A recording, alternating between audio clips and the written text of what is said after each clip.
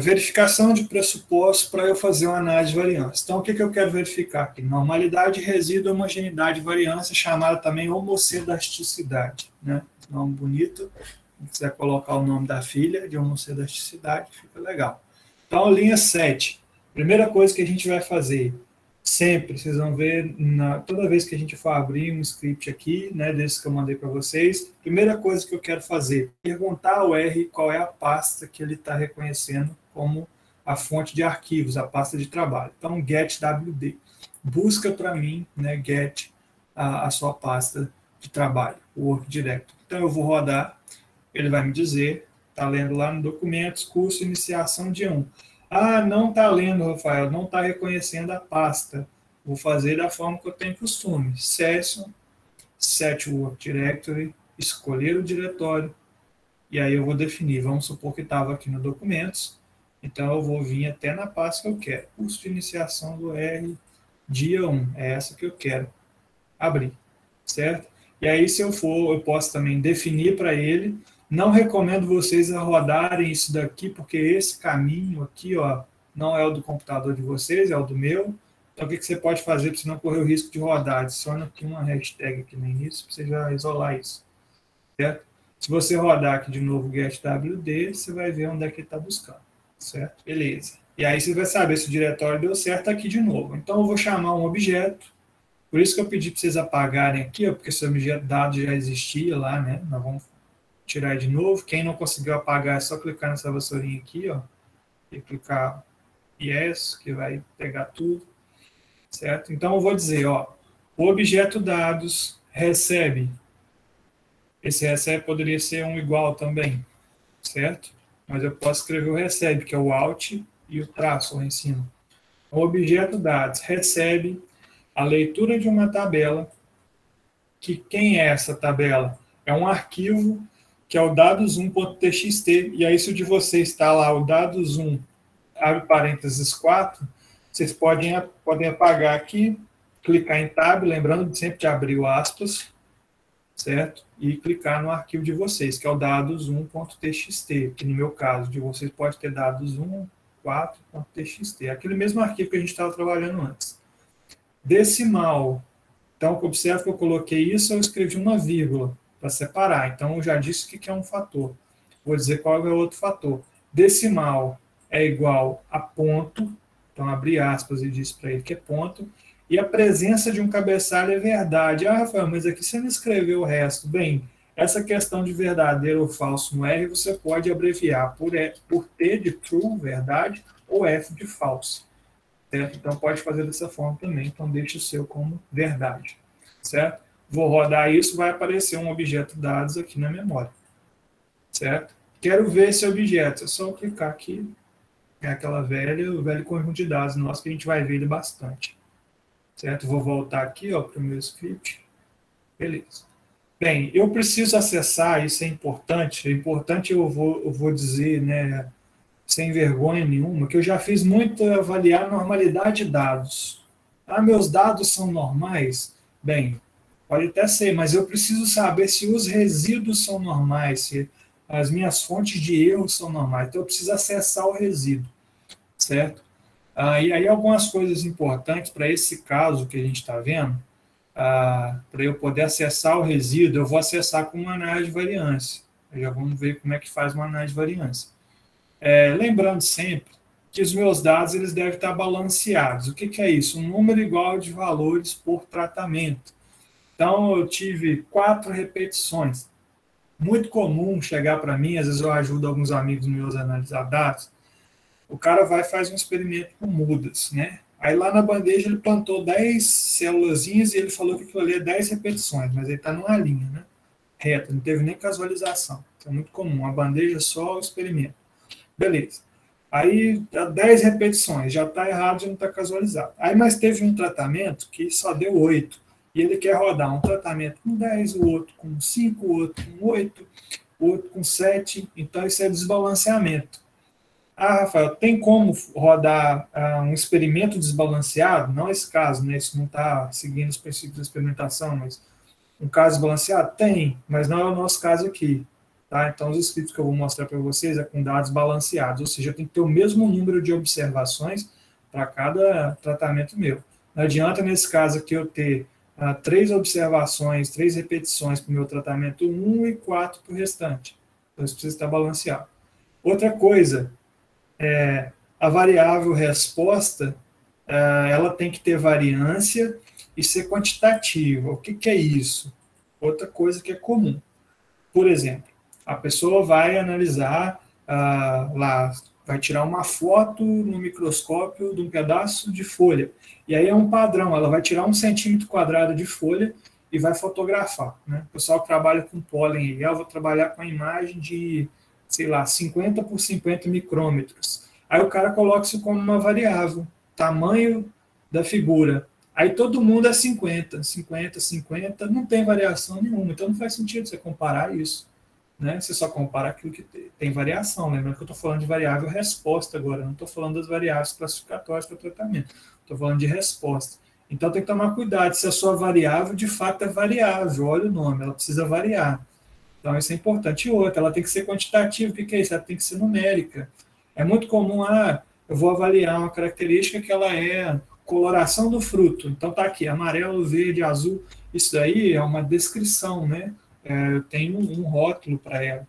Eu posso transformar isso em número? Posso. Aí sim eu posso analisar. Mas lembrando, tem que ser número, tem que ser quantitativo, quantidades, né? Números que vão estar aqui nessa variável. Então, só algumas coisas para a gente lembrar. Beleza. Primeira coisa que eu vou fazer, eu preciso declarar para o R quais dessas minhas colunas são fatores de classificação, ou seja, fatores que vão determinar a minha análise. Então, eu vou declarar fator, e eu sempre vou fazer isso quando eu for fazer uma análise de variância. Então, observa na linha 20 que eu estou dizendo que o objeto trat, eu poderia colocar qualquer nome nesse objeto, ele recebe como um fator, isso é uma função, s.factor, certo? Então, esse objeto vai receber uma função de valores, né, um fator, vai se tornar um fator aqui, que esse fator vai ser composto por quais elementos? Pelos elementos da coluna trat que pertence aos objetos dados, certo? Então, o que eu estou dizendo para o R? Olha, essa coluna aqui é um fator classificatório, não é uma variável classificatória, é um tratamento, ela não é uma variável resposta numérica igual essas daqui. Ele é, de fato, um fator. Esses números aqui, eles representam fatores que eu controlei, não sei, tipos de compostos que eu utilizei para adubar, tipos de, sei lá, de plantas diferentes, entendeu? Então, isso que é um fator, é o fator que eu estou analisando. Quando eu rodar isso daqui, vai aparecer um fator aqui na memória, ó, que é também valores. Mas observe que aqui ele vai aparecer, ó, é um fator, certo? Com 5 níveis. Olha que legal, ele reconheceu, ó. Então, isso aqui é um fator que existem 5 níveis neles.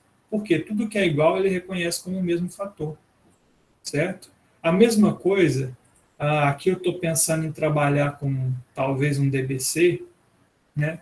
Eu vou dizer para ele que o objeto bloco recebe um fator, né, que é justamente a coluna de repetição, certo? Então, isso aqui também é um fator, isso não é uma variável resposta. A repetição não varia em função do tratamento, o que varia em função do tratamento são as minhas variáveis respostas. Então, eu também vou criar, e ele vai dizer, ó, bloco é um fator com 4 níveis. Ele reconheceu, então eu tenho 5 tratamentos, 4 repetições, certo? E aí, aí que eu chamo a atenção, na linha 23, eu só declaro fator para variável classificatória. E essas aqui não são fator? Não, não são fator, são variável resposta, certo? Então, para as variáveis respostas, não preciso declarar fator. Então, vamos rodar uma análise de variância se a gente fosse considerar um DIC. E aqui eu vou usar o pacote base, né? Depois a gente vai ver que tem uma função bem mais fácilzinha que já roda o que eu preciso. Então, aqui na linha 29, eu estou dizendo que um objeto que eu estou chamando de ANOVA INDIC, certo? Ele recebe um AOV. Isso aqui é uma função de análise de variância. Então, toda vez que eu colocar AOV, eu vou descrever um modelo aqui dentro, certo? Então, ele vai receber uma função de análise de variância, um AOV, certo? Que vai ser o quê? O que vai ser esse AOV para mim? Ele vai ser lá a minha coluna do número de folhas dos dados em função do tratamento. Observa o seguinte, deixa eu voltar ao modelo INDIC. Esse é o modelo INDIC. Bem, Rafael, mas você está falando que o que eu observei, que nesse caso aqui é o número de folhas, que é o meu Y, ele está sendo dado só em função do tratamento. Exatamente, porque como é uma função de análise de variância, ela já entende que essa média, esse MI, né, essa média geral e esse erro, eles já estão inclusos, certo? Então, eu só preciso definir para eles, além do erro e da média, quem é o meu fator, né, que está gerando diferença. E aí, justamente isso que eu estou fazendo. Então, eu vou fazer isso, definir o trat. Eu sei que essa funçãozinha que eu estou escrevendo aqui, ela corresponde exatamente a esse modelo, certo? Então, média e erro eu não preciso definir. Bem, eu vou rodar, não vai acontecer nada, a não ser aparecer um elemento aqui chamado nova dic. E aí, se você clicar numa nova dic, você vai ver aparecer isso aqui, você não vai entender nada, tem um monte de coisa aqui. No entanto, eu queria chamar a atenção que no meio disso tudo, porque ele rodou uma análise de variância e gravou as coisas que a análise de variância pode fornecer, existe um elemento chamado resíduos, né, residuals. É isso daqui que eu quero testar se existe, né, essa normalidade desses resíduos e essa homogeneidade, certo? Então, eu tenho um elemento aqui agora, né, que quando eu for abrir ele aqui, dentro dele, eu consigo acessar um monte de coisa aqui, definida, inclusive os resíduos, certo? E aí, se eu quiser ver aquele quadro bonitinho da análise de variância, né, bem, você pode pedir um summary, um resumo desse objeto que recebeu essa função, certo? Então, aqui na linha 36, ele vai sumarizar para mim o que seria a análise de variância. E aí ele vai aparecer aqui. Então, eu tenho, né, lembrando que o R está sempre em inglês, né? Então, os graus de liberdade, a soma de quadrado, né, aqui, os quadrados médios, o valor de F, e aqui o P valor, né, que a gente vai utilizar para ver se é significativo ou não. Inclusive, ele já mostra 3 asteriscos, né, significante abaixo já, né, acima de, sei lá, de não sei nem quantos por cento, muito significativo, né? Não vou me arriscar, mas aqui a gente está acostumado com 1%, 5%. Enfim, isso aqui é só para a gente ver, viu? A análise de variância não tem necessidade para calcular os pressupostos. É só para mostrar para vocês, se eu quisesse ver a análise de variância, como é que ficaria. Bem, aqui esse view, a nova dica, é a mesma coisa que eu cliquei aqui, certo? Se vocês rodarem na linha 39, ele vai mostrar essa lista aqui que eu já mostrei, certo? Então, a normalidade de resíduos e homogeneidade de variância, ela tem que ser verificada com essa informação que foi gerada aqui, ó, com esse resíduos. Rafael, como é que eu acesso isso daqui, então, para eu poder fazer minha análise? Bem, então a gente já pode partir para a análise. Então, vamos fazer um teste de normalidade e resíduo pelo teste de Shapiro-Hill. Existe uma função também no pacote base, chamada Shapiro-Teste, que é uma função que faz a análise do teste Shapiro-Hill. Não vou ficar explicando o que é, de fato, o teste Shapiro-Hill, né? Mas para não perder tempo. Mas ele vai verificar a normalidade e eu preciso acessar os resíduos. Então, quem que eu chamo? Eu não defini que o objeto nova dic. Deixa eu minimizar aqui para ajudar. Eu não defini que o objeto nova dic recebia essa função. Né? E quando eu fui ver esse objeto que ele tinha lá os resíduos, é a mesma coisa como se fosse uma coluna dentro dele. Então, eu vou pedir um Shapiro teste na linha 46 do objeto resíduos lá da nova dic, certo? E aí eu vou colocar aqui, vou rodar, ele vai aparecer aqui para mim. Rafael, agora tá bom, não entendi, foi nada, né? Bem, se a gente for pegar para estudar lá, como é que eu vou ver se deu normalidade ou não? Bem, o que eu espero, né? Para mim, a hipótese H0, aí o pessoal pode voltar ao terror da estatística, né? Quando fez, para ela ser aceita nesse caso, ou não rejeitada, né? Como uns vão falar, que é a minha hipótese de que segue uma distribuição normal, eu preciso que esse p-valor, né, esse valor p de probabilidade, que é uma função para calcular a probabilidade, ele seja maior que 0,05. Se vocês forem ler sobre o teste Shapiro-Hill, vocês vão encontrar isso. Então, eu aceito H0, ou seja, é normal a minha distribuição de resíduos, quando esse p-valor é maior que 0,05. Então, aqui eu pego, eu vi, deu 0,28, é maior. Então, eu posso dizer, sim, que meus resíduos eles seguem uma distribuição normal a 5% de probabilidade, por exemplo. Certo? Então, eu posso prosseguir com a minha análise. Ótimo. Né? E aí, falta o quê? Homogeneidade e variância. E aí a gente vai fazer aqui pelo teste Bartlett. E aí, não sei se vocês estão achando muito complicado, bagunçou aqui, tem coisa mais escrita, mas calma que daqui a pouco vai clarear. Então, no teste Bartlett, na linha 56, existe também a função do pacote base, bartlett.test. E aí eu vou pedir da mesma coisa dos resíduos, mas agora eu preciso declarar para ele, porque ele precisa comparar variâncias entre tratamentos. Antes não, ele só queria saber os resíduos no geral, das parcelas, né, os meus erros no experimento como um todo. Agora, na homogeneidade de variância, eu preciso dizer para ele quem são meus tratamentos. Então, eu coloco o elemento que eu quero que ele pegue os resíduos e quero que ele veja a homogeneidade de variância em função dos tratamentos. Mas, nesse caso, pela função do Bartlett Test, depois eu vou ensinar a vocês como é que você sabe, como é que escreve quando eu pedir essa função, o que eu tenho que colocar, a gente vai ver como é que estuda esse pacote. Então, a nova DIC resíduos, que é o objeto resíduo lá do objeto a nova DIC, né? Função de resíduos que tem lá, os valores, vírgula, tratamento. Então, eu estou pedindo para ele fazer o teste Bartlett dos resíduos, né, dessa nova que eu gerei em função do tratamento. E aí eu vou rodar e ele vai me dar um valor. Qual que é a lógica aqui? Também é a mesma coisa, precisa ser maior que 0,05, muito alto, né? Então, ele é significativo. Ou seja, eu posso dizer que existe homogeneidade e variância. Ou seja, estou autorizado a confiar que isso que eu vi aqui, ó, quando eu pedi essa nova, eu estou, porque os pressupostos foram atendidos, eu posso dizer que essa significância encontrada ela é confiável. O que acontece, Rafael, se eu continuar a análise sem ter esses pressupostos? Bem, você perde confiabilidade em tudo isso que você está vendo aqui. Pode ser que o que você está chamando de efeito de tratamento não seja efeito de tratamento. Bem, mas basicamente é isso. Outra coisa que é comum, se você não tiver esses pressupostos atendidos, é muito comum você chegar aqui e não achar significância de tratamento. Né? E é muito legal que você propõe um projeto todo para ver qual tratamento que é melhor e no final você fala assim, não tem efeito nenhum isso daqui que eu estou trabalhando. Né? Então fica complicado. Então por isso que é importante a gente, eu bato um pouco nessa tecla, a gente verificar esses pressupostos. Bem, e se fosse em DBC, Rafael, como é que eu faria? Bem, o que ia mudar? Seria o modelo. Lembrando que aqui eu utilizei a variável, no caso aqui, né?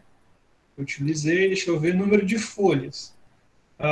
Se fosse outra variável, era só eu repetir esses comandos, porém aqui trocar quem é essa variável. A gente vai fazer isso depois, na forma de exercício. Bem, no DBC eu vou utilizar aqui, ó, aí eu já estou colocando aqui, já coloquei mais uma anotação, né, NF, só para mudar o nome do objeto, para vocês verem como é. Então, na linha 68, o objeto agora estou chamando a 9 em DBC do número de folhas, né, ele recebe uma função de análise de variância da número de folhas que está lá no objeto dados, em função de bloco e de tratamento. Que bloco é esse, Rafael? Se não existe aqui nos meus dados bloco. Bem, se vocês forem lembrar, aqui em cima, a gente fez uma declaração de fatores, onde eu disse para ele que o objeto bloco recebia o fator repetição. Então, observe que na análise de variância, isso é importante frisar também, eu preciso chamar o fator, certo? Senão ele vai dar erro. Então, por isso que eu declarei o fator primeiro. Vocês vão ver que é corriqueiro a gente sempre declarar fator. Bem, então eu coloquei aqui que os fatores que estão agora causando efeito que eu quero isolar é bloco e tratamento. O que isso significa? Significa dizer que o meu modelo, né, no caso aqui, é um modelo em DBC, ou seja, onde eu tenho fator bloco e tratamento além do erro e média que ele já reconhece para mim. Certo? Então, eu vou rodar isso. Beleza. Se eu quiser visualizar a análise de variância, vou pedir um summary daquele objeto, novamente. E aí aqui eu já simplifiquei, eu não fiquei explicando cada coisa. Aqui eu expliquei o modelo, ó, só para vocês terem aí. Mas se eu pedir um Shapiro teste do objeto resíduos, né, do elemento, o conjunto numérico dos resíduos que está dentro desse objeto de ANOVA, que eu já verifiquei, né, ó, ele já testou para mim, também deu significativo. Isso aqui, se for lembrar da estatística, o que estava aqui, esse 3,6, ele estava somado aqui lá no DIC, agora ele passou a ser aqui especificado, mas enfim, vou acessar os resíduos para fazer o Shapiro teste, vou rodar, ele vai me dar aqui 0,41, tá ótimo, tá acima de 0,05. Se vocês forem lembrar, deixa eu só rodar para vocês lembrarem, vocês não precisam fazer isso. Então aqui só repetindo, vou rodar o Shapiro teste para o DBC e o Barclay teste a mesma coisa, especificando quem é tratamento. Lembrando que aqui o que mudou, Rafael, da primeira é o nome do objeto. Em vez de receber uma função de DIC, agora recebeu uma função de ANOVA para DBC. Certo? Também deu elevado. Certo? A normalidade de variância.